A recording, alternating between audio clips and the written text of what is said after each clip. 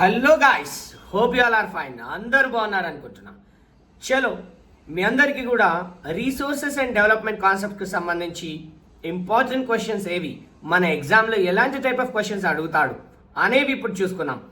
మేజర్గా వచ్చేసి distinguish the differences between the renewable resources and non renewable resources. Renewable రిసోర్స్కి non renewable రిసోర్స్కి differences ఏంటి, and next discuss what are the remedies need to be taken for the protection of resources ని protect చేసుకోవాలంటే మనం ఏమేం remedies అయినటువంటివి తీసుకోవాలి.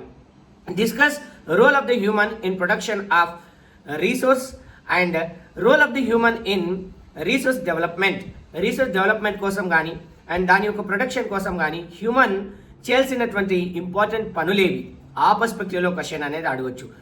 What is the meaning of the sustainable development? How far the sustainable development is important to protect one country's environment? ఒక country ఎన్వైర్న్మెంట్ని protect చేయడానికి sustainable development ఎంతగా ఉపయోగపడుతుంది.